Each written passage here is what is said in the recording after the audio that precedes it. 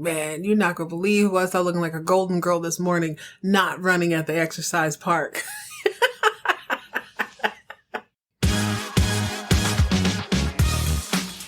Ladies and gentlemen, boys and girls, welcome back to Folklore, the official gathering place for newbies, novices, and OG diehard fans of the golden age of primetime. I'm your host, Jet, viewing and reviewing one of the soapiest, suzziest primetime storylines of 1980. We are back on the West Coast doing the absolute most with Dallas's own Kristen Shepard, aka Miss Steal Your Man, 1979. So whether you're new to this or true to this, sit back and enjoy. Tell the kids it's time to play outside or out of sight.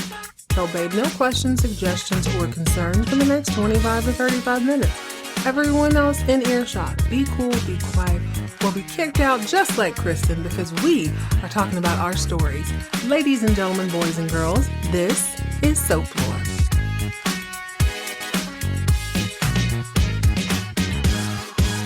What's up, party people? Welcome back to another fun-filled edition of Folklore. When I tell you, this might be one of my most anticipated episodes of Season 2, Episode 5, Knots Landing. Oh, this is the one I have personally been waiting for. Everybody's favorite trifling little heifer has made her way to the West Coast. We get to put a few pieces of this puzzle together because I don't know about you, but I had some questions. I had serious questions and I have serious doubts, and I've made some observations. I hope your day is stacking up well. I'm so glad that you found the time to make a little time for yourself. Let's sit back and enjoy some of this vintage debauchery. Starting with our girl, Kristen. Once again, I want to say before we get into the show, rest in peace, Shannon Doherty. I am still kind of shocked. I really thought she had this thing beat. So young, so talented, so iconic, so memorable.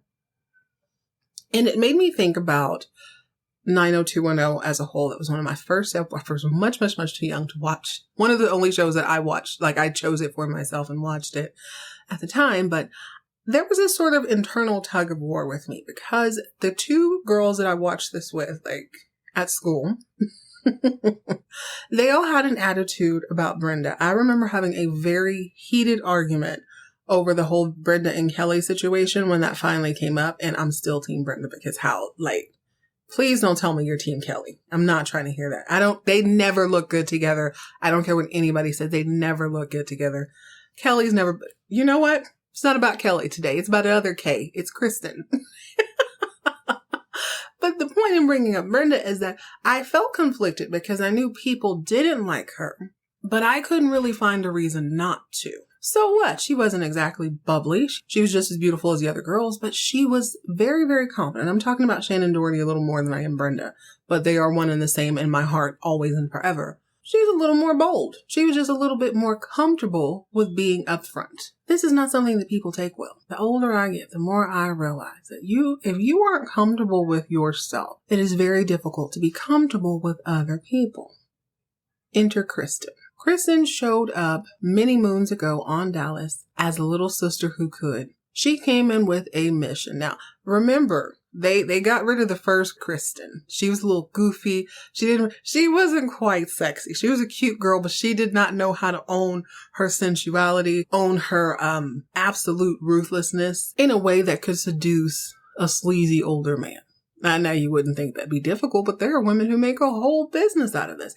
There are women who live their entire lives by being in the gaze of a wealthy man. Kristen understood the assignment and she did not deter from that.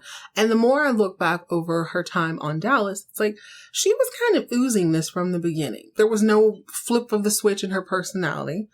Nothing about her should have surprised me when it was revealed that she was one who pop. JR. It made sense. Sorry, spoiler alert.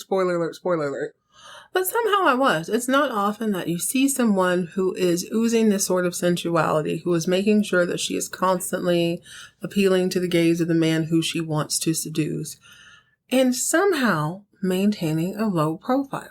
She flew under the radar for so long that it's not that I forgot that she was there or even that she was a little bit menacing. I forgot to look at her as a threat. Never did I clock her as a threat to JR. I thought this is a threat to Sue Ellen, a messy one because she's very young and naive. But Kristen continues to surprise me. So, the opening scene is of our girl Kristen still looking fantastic. She has no baby bump. Her hair is still done. Outfit's still on point. She is sitting in what I thought was someone's living room. It looks like she's at an old-fashioned kickback. Lots of music playing. People are up dancing. I think you can kind of see a pool sort of in the background. But it looks like someone's living room. It's Hollywood. It's the California at least. Looks like it's someone's nice living room. Nice for 1980, that is. Anyway, I start to look at the people in the room and notice that there is a heavy male presence, a heavy middle-aged male presence surrounding good Kristen. And before you know it, you see her holding a glass of champagne and they are going on and on. You know, she's talking. She is surrounded by men as you would expect a bubbly baddie to be. For those of you new to the show, we don't talk about this a lot, but this is where the bad girls of soap operas assemble, and we get to compare their storylines, their antics, who's really the villain, who's just having a good time, who wants to be a bad girl but can't really. Kristen, by all intents and purposes, is the bad girl right now, okay? She's the only one she's got a body under her. Well, almost. If he had just had the decency to, I don't know, turn 2 inches to the left, JR would have been out of here. Her sister would have been a kabillionaire. Then she would have been out on her butt. So, hey, maybe she just wanted to scare him. I'm going to choose to believe that. But among the baddies in the Bad Girl Club, Kristen seems to be the one who has got away scot-free. She did what she did. She did it to her sister, which is just like, God. It's harder to get any closer to yourself. And then she ended up not going to jail. She did this so well that the man she stole, seduced, and shot can't tell anybody in the world about their little affair because she is allegedly carrying his baby now. At first sight, Kristen is surrounded by these middle-aged men who are just oohing and awing over her, and she's holding a glass of champagne. So immediately I'm like, she is not pregnant. You lying little heifer. I knew it. I knew you weren't pregnant. But then I remembered it's 1980. So she could have smoked and it would have been, nobody would have batted an eye at her. She's drinking all sorts of champagne. So I thought, okay, maybe she is, maybe she isn't. Well, anyway, as she's surrounded by the who's who of middle-aged men to avoid at all costs, here comes overzealous Zane. He's like, hey, pretty lady, where are you from? Another guy's at the bar asking the barkeep, which is where we discovered that this is a hotel. She seems to be in the lobby, quote unquote, of the club at the hotel. He's asking about her. Oh, yeah, she's been here for about a month. This is that good old obligatory spinoff. They have to tell you that this is, hey, she's from Dallas. Just to remind us in case any of us forgot, Kristen, although not a Ewing, is from Dallas. But you can watch every Thursday night on whatever network it was on. Stay tuned, folks, for Dallas. So as she's surrounded by these guys, they're just kind of fawning over her. She's keeping that cool, level-headed, smug look on her face. She's just kind of undulating in her femininity, her seductress, her siren thing. When one of the guys says, hey, Texas, you want to have a little fun? And he puts a little vial in her hand. Quick story. Back in the day, as I grew up in Texas, it was very, very common for people to go to Mexico, either to visit family or to do some shopping. Sometimes you could buy like furniture. This is in the 90s. You can go, people would come and go all the time to like recreationally. People from North Mexico, maybe they wanted to hang out at McDonald's or go to a water park or something. Didn't feel like driving down into Mexico City. People in the States would be like, okay, I'm going to go hang out over here, buy furniture for extra cheap, go shopping, just different things like that. Totally casual. On one of these trips, one of my friends brings back this just kind of rainbow array of eyeshadow, but they came in these tiny little vials. I loved it. I was so excited. This is that whole era of the shimmery eye was just sort of coming about. So she got me like 3 of them. Beautiful colors. I show my mom. My mom's like, oh, those are so pretty. My father sees them and he's like, what is that? What is that powder in that vial? I'm like, it's eyeshadow, Dad. Why is it in a vial? I'm like, this isn't a vial. That vial is a thing that Angelina Jolie and Billy Bob Thornton wear around their neck filled with each other's blood. That's literally what I'm thinking a vial is. I told him where I got it and he immediately made me throw it away. And I'm like, Dad, completely overreacted. But as an adult, I kind of get it. Even though he grew up in California, I feel like he should have been privy to the fact that our neighbors to the south and it doesn't always have to be something. It's nothing weird. It was eyeshadow. But when I saw this vial in sweet, sweet, innocent Kristen's hand, I knew that it wasn't powdered eyeshadow from Mexico. I knew for a fact that it was what the people call booger sugar, if you will. The druggy stuff. What my dad thought. I'm sure he did. I don't know. Maybe he thought just to be safe, you shouldn't have them in the house. So she's holding this small vial of booger sugar, nose candy, if you will, when immediately the police show up and they start arresting middle-aged, creepy men left and right. And good sister Kristen, good Christian Kristen, gets put in the cuffs and sent to the Hollywood Clink. 1 month and she's already in jail. I'm assuming she spends the night in jail, but meantime, in between time, on the other side of LA, in a little cove called Knott's Landing, 3 friends have decided to go for a morning jog. One is a little bit more vivacious than the rest. That would be Valine the Vidalia Onion Queen. She is lapping people around this track. And I read somewhere that the actress Joan Van Ark, I think, was actually like an avid runner. So listen, she was running and she was talking and it was going well. Laura and Ginger have joined her on this run, but they ain't really about this exercising life. This is absolutely exhausting. Among the many things I want to talk to you guys about on this episode be the Bad Girl Club entry and exit, what sort of stunts you need to put in or get kicked out of the Vintage Primetime Bad Girls Club. We got to talk about Kenny not being able to keep it in his pants, the side chick shuffle, which directly correlates with Sylvie actually having a singing voice, Ginger's geriatric drip, which we're going to discuss now, the evolution of athleisure wear, which we're going to discuss now, and Gary's affinity for the form fitting. A lot of the show is indirectly about the clothes. As these women are running, well, Valine is running, Laura and Ginger are waiting for this whole horrible exercising hour to be over. And they go and they take a beat. They go ahead and sit down somewhere and they wait for Valine. These women are wearing actual matching sweats and running in them. And I'm like, I really haven't seen that in a very long time. We live in an age where athleisure wear is everyday wear now. And so to see someone in a sweatsuit sweating, it was remarkable. I'm like, wow, she's got on a full-on Adidas green and gray suit looking fantastic. Now, Ginger kept it 100% real. Ginger has a job. Ginger teaches children, and everyone knows that children are ruthless. The younger they are, the more ruthless they are. And she's teaching kindergarten. She's teaching Gen X kindergartners. They're not playing with her. So she knows she has to have her hair done. It needs to be bouncing and behaving by the time she gets to school. So I'm assuming she's thinking, I have on the sweatsuit. I'm going to keep my rollers in. I'm just going to throw on a silk scarf and I'm going to hit the block. I think what Knott's Landing was trying to do is imply that Ginger was unkempt at this moment.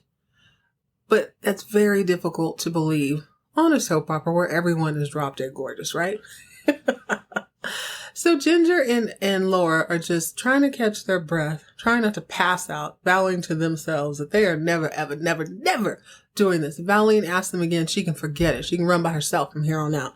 But she brought the car, so they have to just kind of shut up and chill until she's ready.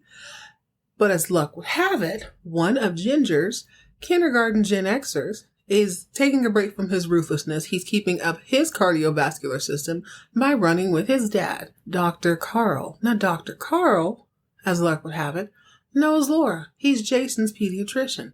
So he comes on over to say hi, but as he's coming over, little boy sees Ginger and he's like, hey, that's my teacher. You know, he read her for filth when they got back to school. He was like, man, you're not going to believe what I saw looking like a golden girl this morning, not running at the exercise park. But the kid runs up to Ginger. Dr. Carl comes over to Laura. Laura briefly introduces him, and it is very quickly revealed that both Ginger and Carl have recently separated from their respective spouses. Now, it appears that Carl and his wife are a little bit more than separated. Seems like they already have a schedule. Baby boy comes with him some days. Baby boy goes with mom on other days. This just so happens to be the day that he's with him. And Ginger is separated, but I think you would agree, anyone watching the show with me now or anyone who watched it in real time, their relationship season 1 was very confusing to me. I couldn't tell if they were swingers and she just kind of went along with it because that's what he wanted to do. But right now, Laura does not seem opposed to introducing Ginger to this nice, handsome, respectable doctor man. They're quickly taken with each other and he encourages her to continue running, specifically running at this track because he's there every morning. This is where Kenny makes this confusing. I'm starting to understand why I don't understand their relationship. Ginger has been very explicit with this separation. We are separated. Separation to me means, okay, we are not divorced. There's probably still a little bit of a possibility. We need to, at the very minimum, have conversations about where we think this is going to go. And sometimes that involves a date. It could mean you're weighing your options. So Ginger and Kenny have for sure been going on dates. And last week they slipped, they hooked up. Kenny thought everything was going to be Gucci. She's like, absolutely not. Kenny is very perplexed at the end of the date the night previous when Ginger does not invite him in. And she says, I'm going to explain this to you real slow one more time. We are separated. I am not interested in getting back with you. I made a mistake last week. And plus, you live and sleep with Sylvie. And he can't for the life of him understand why this would be a problem. Forgetting completely the fact that the reason they split up was because she caught him red-handed with Sylvie, which leads me to believe that this wasn't so much a swinger situation. It seems like it was more of she had suspicion about his long nights in the studio, quote unquote. It seems like she didn't see it because she had such a harsh reaction when she did. Now I'm confused again because during that episode, I can't remember the name of the episode, but it is where they have a kickback at their house. And that's when we meet Sylvie. And she didn't sound all that great to me at the time. But Sylvie is singing in the living room and she pretty much makes it known that she wants Kenny. And he puts his arm around her. So it seems like Ginger was well aware of it. So she's either grown really, really tired of it or she's never really seen it face to face. She knows he does what he does and didn't like it, but it's one thing to have it all in her face. And remember, he would be like, oh, well, why don't you talk to my boss? I don't know. It's a weird situation. Either way, Ginger's over it. She don't want to live like that anymore. So that morning, once Valine is done with all of her good old-fashioned exercising, there's a whole side note. There is an exchange this episode between Karen and Sid and Richard, where they sort of come to a conclusion or come to an agreement. Karen and Richard do. I'm just going to go ahead and leave that part out in case you guys watch. The way the writing is going on this show, I get the feeling this will come up again very, very soon. It just wasn't the focal point of this episode, but just know that Richard is at home. Laura is killing it. She seems to be doing well. It seems like he told Laura that he was fired from his position because of being kicked off of Sid and Karen's case. Just know that by the end of the episode, a confession is made, okay? That's going on with them. We'll save them for another day. This episode is really about Kenny, Kristen, and Ginger in a nutshell. So after Valine has had a rigorous morning run, she's about to go to school. I think she said she has some sort of testing. The phone rings. She goes to pick it up, and the person on the other line is Kristen, sitting in jail. And do you know what she says? This fake Southern belle. I don't think Kristen's from Texas. I feel like they said Florida at some point. But either way, she should know better. She should have some decent manners. Do you know what she says? When Valine picks up her home phone, Kristen, who is this? Valine is like, this is Valine. Who's this? Oh, hey, Valine, it's Kristen. Who is this? Who did you call? On what planet is that? Who is this? Girl, like Kristen pays any bill ever in life ever. She probably don't even know what a phone bill looks like. Girl. Anyway, we're not going to get caught up on the details. Well, Kristen says, well, Valian, I'm so glad it's you. You and Gary are the only number I have in LA, and I'm in trouble. Can you please come get me? Valine's like, oh, I don't know. You can tell she don't want to get involved.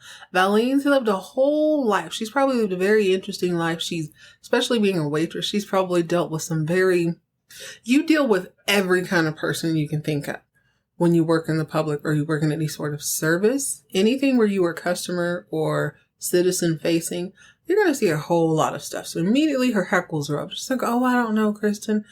Oh, please, Valine, I can explain, please. She's like, all right, well, tell me where you're at. She's down at the Hollywood PD. So Valine, luckily, is a woman with more than one car. She goes down there and she picks her up. Meanwhile, back in Knots Landing, at the end of the day, Ginger is surprised by Dr. Carl. He's picking up his kid and he's like, hey.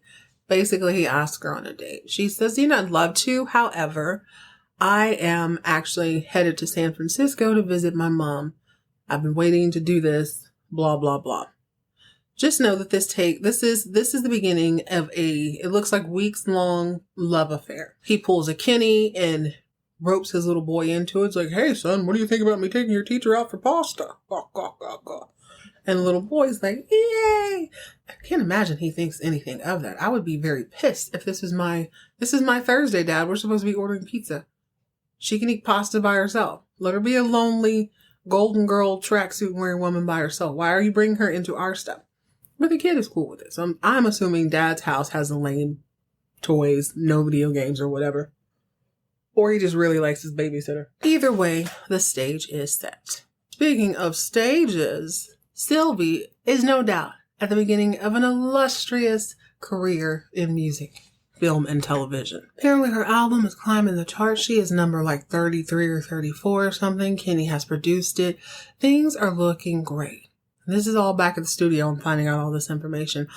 The only little hiccup is that Sylvie is a jealous psycho woman. She's upset with Kenny for hiring 3 more girls. Now, girls and guys, we've all been told the way you get them is the way you lose them. If he cheated on his wife to be with you, Sylvie is smart enough to realize that the opportunities are endless when it comes to a man who is not married or committed to her, and a record producer, and he works at night, and he travels, and you get it. You get what I'm saying. So she's like, dude, you can't hire other women to sing. He's like, Sylvie, for the love of God, relax. You need me like I need you, so just chill. But in the meantime, in between time, he's still trying to woo Ginger back. I can't tell if he actually wants her. It seems like he wants her back. He seems to be very lost. He's always finding a way to pop back up on the cul-de-sac. And he's, oh, Gary, I'm bringing your money back. Or, oh, hey, Sid, can I borrow this, the thing or the other?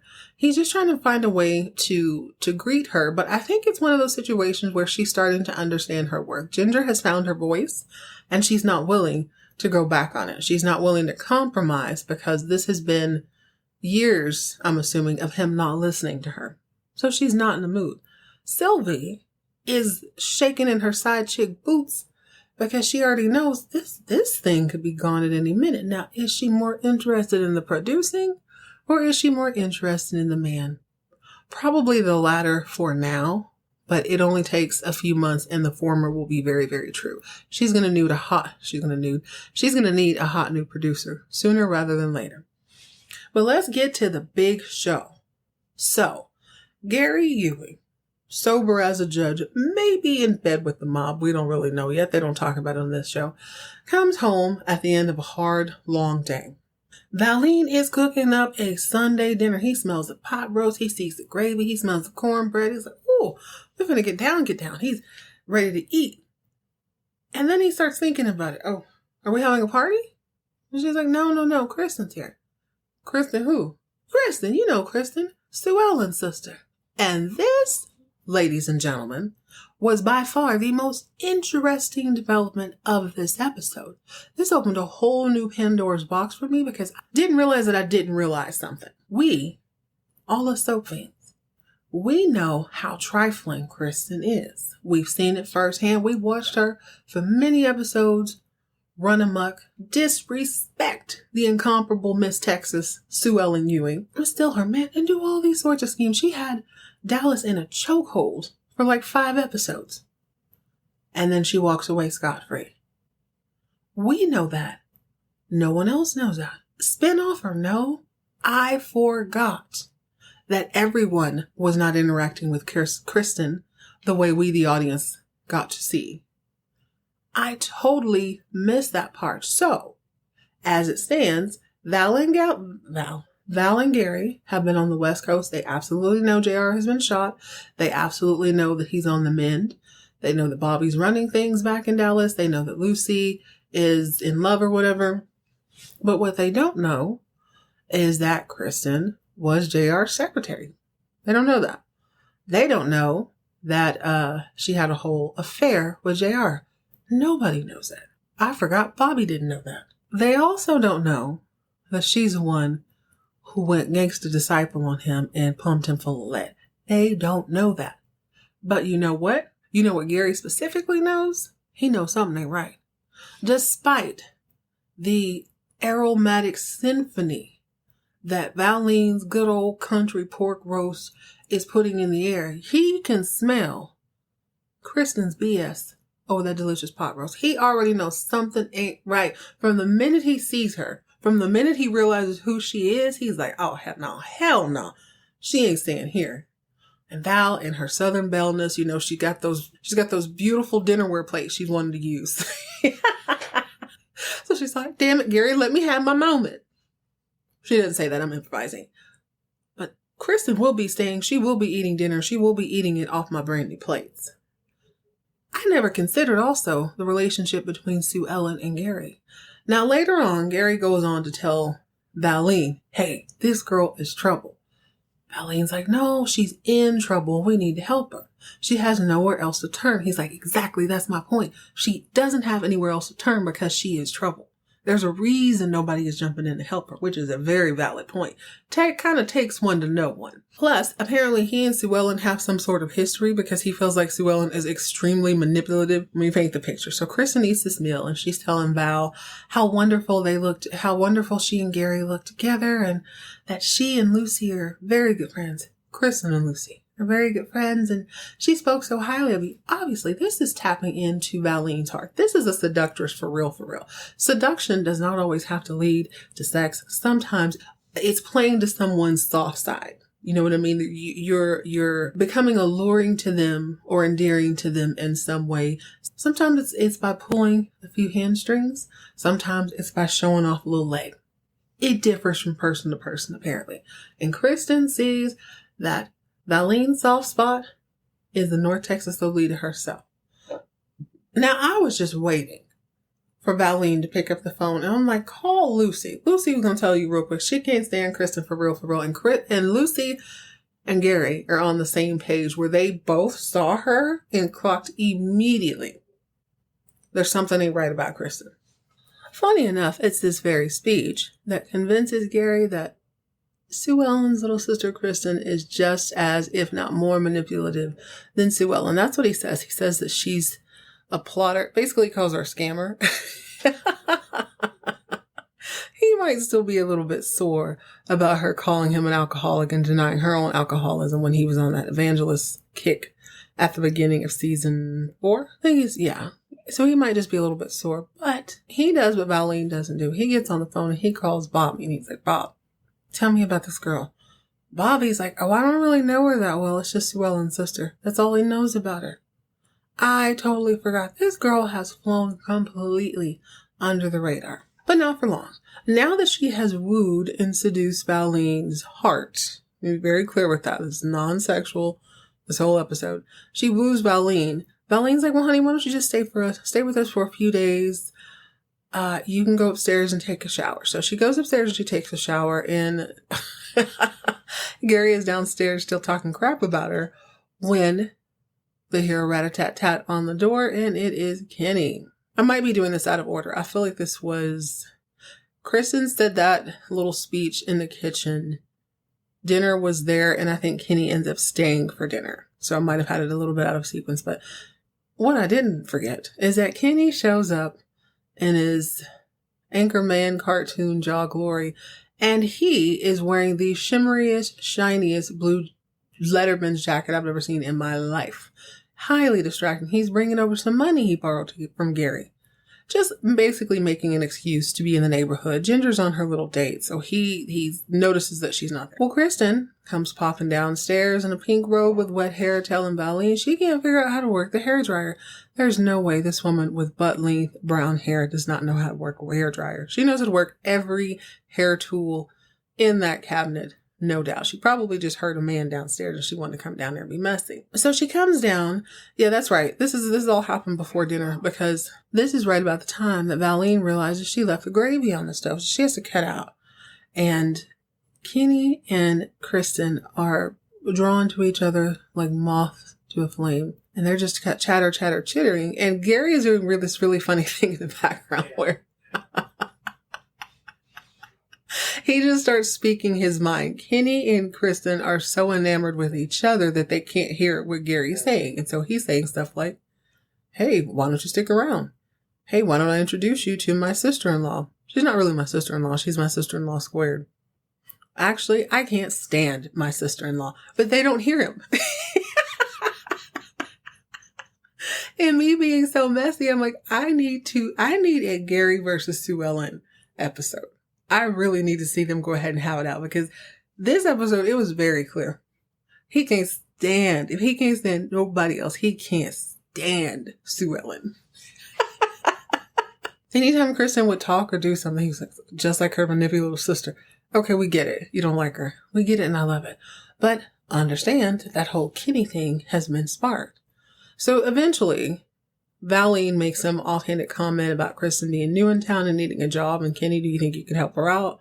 Sure, she can come be a receptionist at the studio. Enter World War II with the side chicks. Let's say you have a wife and then you get a side chick and then you get another side chick. Which one of those side chicks is the side chick? Are they both? Like, is there a hierarchy? What is, that's a very interesting concept. Y'all remember that show, Girls Next Door? There was a hierarchy with Hugh Hefner's girlfriends, although I strongly believe this was just kind of an understanding. I don't think any of them were super eager to hook up with Hugh Hefner, but this is basically the same concept. So Ginger is Queen Bee, but she's like, I'm not messing with you because of Sylvie. Sylvie is already super jealous. She's going to start making things very uncomfortable around that studio. He starts bringing around some more broads and enters bad girl Kristen.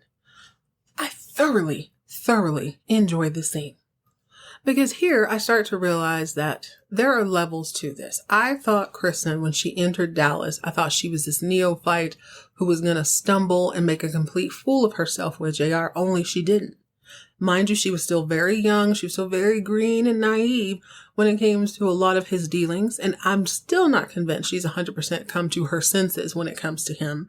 But not for nothing, she has learned a bit. She has been around the block. This, quite literally, is no longer her first rodeo. So when Sylvie sees her, she is immediately intimidated because Kristen showed up to work, y'all, in a Purple Rain realness outfit. It was either purple or blue, but it's like crushed velvet. She has like this 4.5-inch waist, super teeny tiny waist. Once again, making me think, okay, she's not pregnant. And she is floating through the office the way only Kristen Shepard can. She is unbothered. She is not shy. She is semi sort of demure. She understands who she is, what she looks like, and what sort of man is going to be attracted to her. So she literally, quite literally, just shows up. Sylvie sees this and she's like, oh no, here we go. So she starts making the snarky comments. Nothing comes of it. Sylvie continues to fight with Kenny. He continues to be extra stressed out. Now Kristen, side chick number 2, the side chick understands that, hey, when having affairs and satisfying multiple women, you're going to grow weary from time to time. So within the studio, they have this bar. She's like, hey, let me pour you a little drink. And he starts explaining to her that he just feels so out of sorts and this is so difficult. And she's like, you're having a hard time choosing between your wife and your girlfriend. She knows better than anybody. that this is a difficult choice for a man to make. And he's like, yeah. Well, by this time, he remembers that he's supposed to be giving her a ride home, and that he does. But by the time he gets over to Val and Gary's house, Ginger is finishing up a romantic evening with Dr. Carl.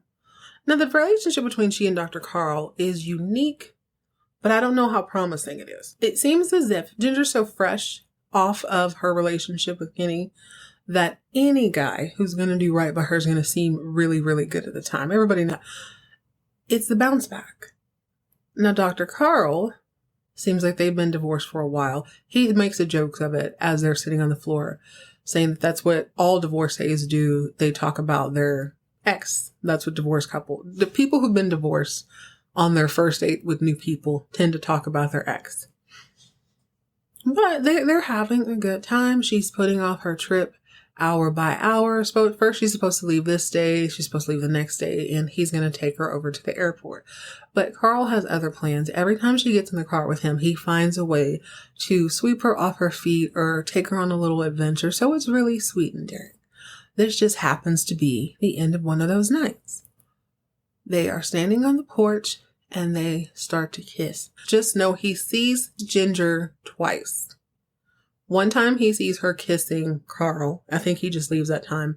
The next time he sees her, he's giving Kristen a ride home the next night. That's what happens. He's giving Kristen a ride home the next night, and he sees that Ginger has like a suitcase or an overnight bag, and she's leaving with Carl. Now, he didn't know she's going to San Francisco. Carl is taking her to the airport so she can go visit her mom. But he just assumes they're going on a trip. So he decides to take Kristen out for dinner, and she's all game. And I'm thinking to myself, I don't know if Kenny has a type of bread for a woman like Kristen. He doesn't seem like he's financially stable enough to support her the way she's going to want to be kept. This is Kristen, for crying out loud. You know how awkward that's going to be at Thanksgiving if she brings home like a local yokel with a regular job? She can't do that. Anyway, it is decided over dinner that Kenny and Kristen are very, very attracted to one another. So attracted to one another, in fact, that he's going to take her home, back to Gary and Valeen's. But then he decides, no, I don't think I will. Why don't we go to my old house? This is where the level of triflingness is bumped expeditiously, or at least on his part. We already know Kristen did this to her sister's husband. There is very little she won't do. I can't even think, outside of betraying your mom with like your stepdad, I can't imagine who else you could hurt any closer to you. Kenny, on the other hand, is just like, I'm just going to be dumb and, let's see what happens. So he goes into the house, but unbeknownst to him, as Carl's MO is, he's not really planning on taking Ginger to the airport. He's planning on keeping her there all weekend so they can continue to have a wonderful time together. Sure enough, at the end of his date, Carl comes to drop her back off at her house. Ginger is once again blindsided by walking into something that is 100% her business. She's just walking into her own house. She's going to get in the bed so she can get up and have breakfast with this man the next day. When she sees Kenny and Kristen on her living room floor, I'll be damned. Needless to say, that doesn't go over well. Kristen goes running back to Valeen's house, bursts through the door, it's all late or whatnot. Kenny comes in after. Ginger comes in after them, which is not logistically correct because Ginger was one who stormed out of her own house. So it seems like if anybody was making chase, it would have been Kenny and Kristen, but somehow Kristen manages to beat her to Valeen's house now. That is what it is. But once inside, it is very clear that Kristen needs to get gone with the quickness. It's embarrassing. It's devastating. And it puts Valeen in a very uncomfortable position. Never mind the fact that she's in her pajamas, but I guess she's probably not easily embarrassed after Gary went on that bender. Everybody's seen the worst of their other spouses, so no big deal. By the end of the episode, while Kenny is in the studio listening to Sylvie, who has a surprisingly good voice, he is suddenly, unceremoniously handed divorce papers. Now, the way the guy words it, he says, your wife is suing you for divorce. I don't know if that's the terminology that people use now, but he's being sued for divorce. And he's shocked. Shocked. I'm like, sir, at what point do you stop? Kenny, Kenny. What's going on with you, man? What's your problem? Why can't you keep it in your pants? You went out of your way to be an ass this episode. You went out of your way to make this difficult for you. And then you have the audacity to be shocked. Now, Sylvie kind of knows that something is popping too, but I decided to look into her a little bit more. Sylvie, mind you, for all of you newer people, is the girl that he's having an affair with Ginger. And there's a couple episodes where she's singing and she does not sound good. But on this episode, she's on her... She sounds like Ariel from The Little Mermaid a little. Very Broadway rich voice. And so I thought, let me look this girl up.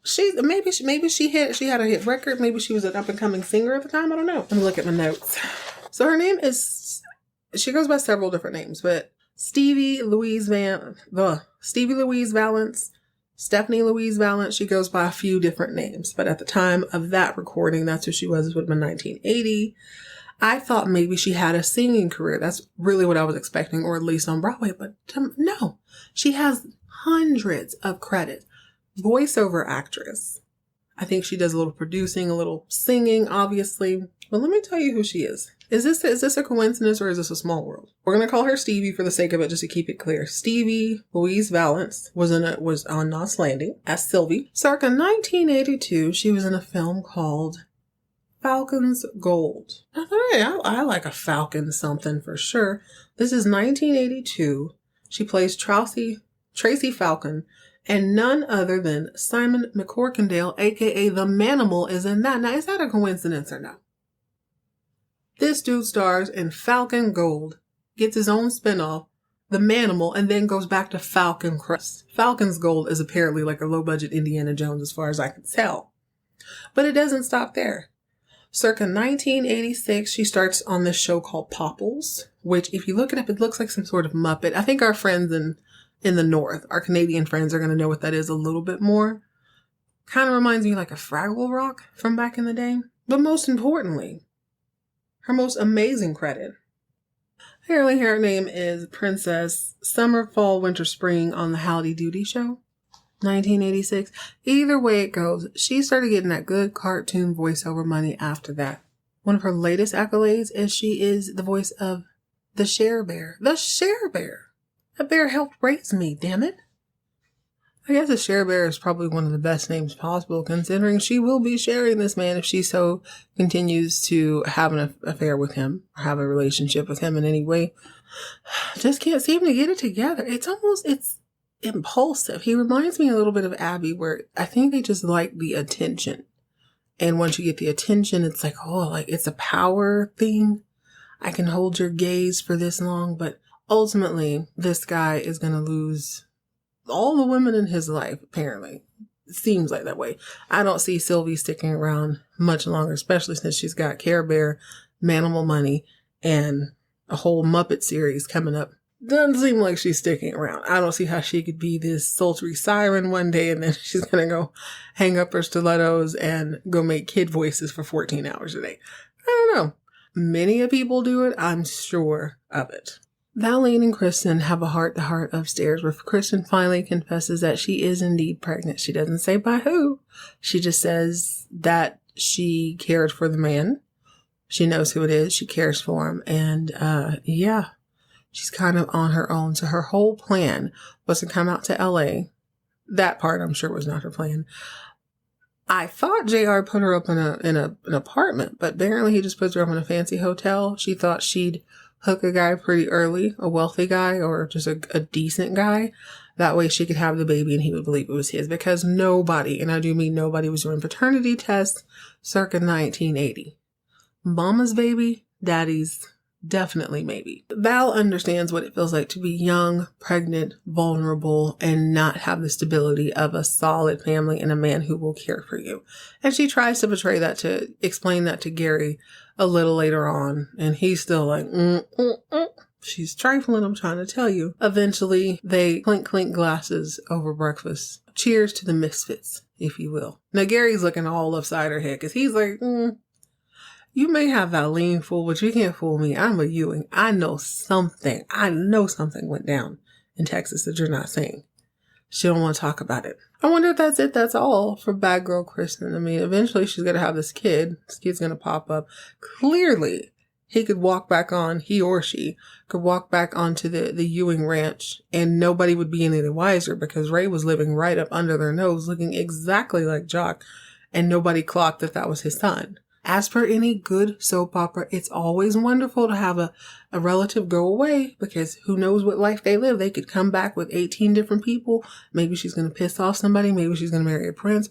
Who knows? Her swagger is so undeniable. She played that part to a T. And speaking of T's, Gary likes an itty bitty, teeny weeny, ribbed yellow Kmart skin tight, extra medium shirt. But why are all of Gary's clothes form-fitting? Gary's body, not being a pervert here, I just noticed. He reminds me a little bit of Bruce Lee, like the way he would bow his back. He reminds me of that. So I'm wondering if this guy did a bunch of martial arts to keep himself. He's like long and lean and baby. He's like, make sure y'all see these pythons? Make sure my shirt's extra tight at the cuff. Probably squeezing into Valine stuff.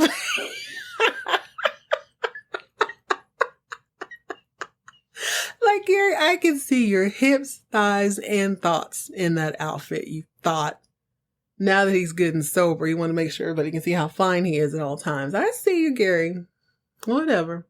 It's just, I've noticed that his wardrobe is very, very tight and no one else's is. Not even the ladies. Is there anything else I want to talk to? How do you move in and out of the bad girls club? I think Sylvie is probably on her way. She's a solid bad girl because she made a conscious choice to seduce this man and she's willing to kind of go above and beyond to keep him. However, one of the fatal mistakes that all the bad girls make is that they get a little bit too attached. Alexis is probably the best teacher thus far. She seemed to be attached to Cecil, but that's it. I don't know. Oh, I forgot about her and Dexter. I can't wait to see how she hooks up with him or how that's supposed. They're going to hook up. They have to. I know they are. He is too intense. They've kissed twice. Kind of a dead giveaway. Can only string a guy along for so long on TV before something happens. But as far as Henny goes, I smell a spiral. That's what I'm thinking. He doesn't have a solid roof over his head. Sylvie's getting on his nerves. Probably going to start sleeping at the studio. Time will tell. It is fun to see him a little bit more in the show. Not a lot of depth to him, but it's still early. All right, guys, that's it. That's all. Join me next time for another episode of Knots Landing. It'll be season 2, episode 6. Don't know the name of it. We will find out together. In the meantime, in between time, if you get an early morning call from your sister-in-law's sister, keep her trifling but where she is. Do not bring her into your house. She's going to eat your food, sleep with your best friend's husband, short circuit your dryer, probably leave wet towels all over the floor. She looks like the type. Stay moisturized, stay hydrated, mind your own business, and keep all of your drama on TV.